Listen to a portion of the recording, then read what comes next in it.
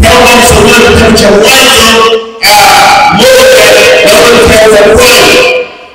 Pia naomba kueleza kusaidia kusoma Yohana 1:1. Hapa naomba huko mbinguni huwa kuna mazungumzo, huwa kuna majadiliano, huwa kuna mambo yanayojadiliwa, lakini miongoni mwa vikundi vya Mungu majadiliano haya yanatoka wapi? Kama Mungu yule wanaongea na nani? Wanazungumzaje? Wanaamwaje? Haleluya. Naomba hiyo kitabu cha Mwanzo 1:1. Biblia inasema mwanzo Mungu aliumba mbingu na nchi. Ndio.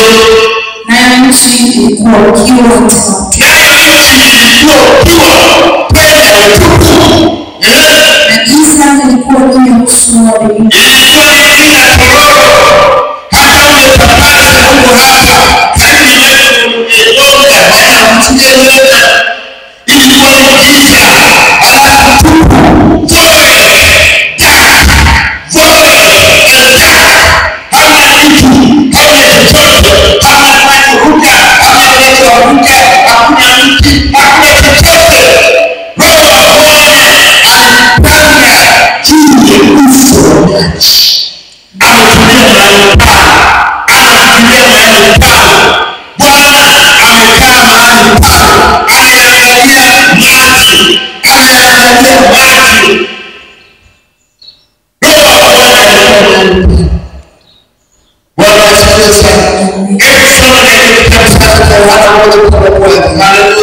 Yohana 1:1.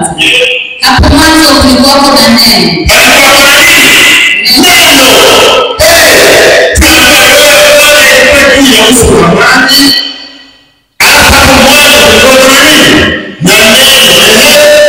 Neno alikuwa kwa Mungu.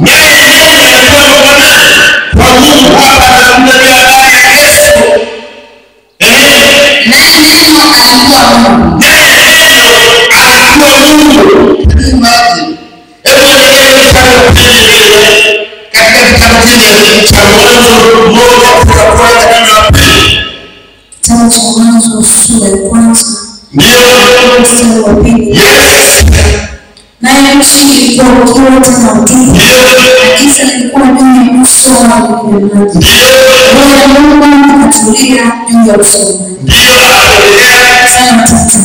Mungu akasema. Sasa unaona Mungu anaanza kusema, anaanza kutamka, aliye neno anaanza kutoa neno, anaanza kuumba kwa neno, by speaking, by talking, by pronouncing, maneno yake yanatoa, vitu vinafanyika.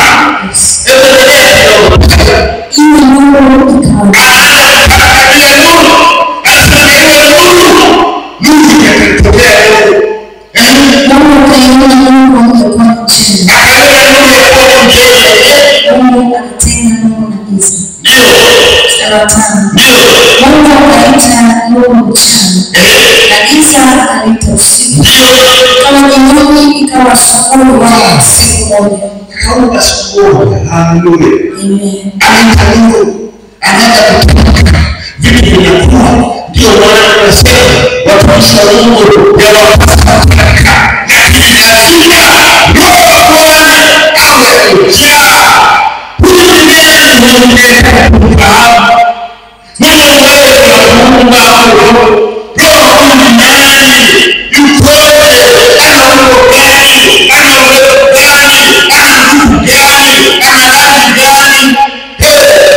Na wale watu hapa kuna mmoja aliye kitabu hebu naomba msomee pia katika Mwanzo 1:26. Hebu naomba msomee mahali hapa.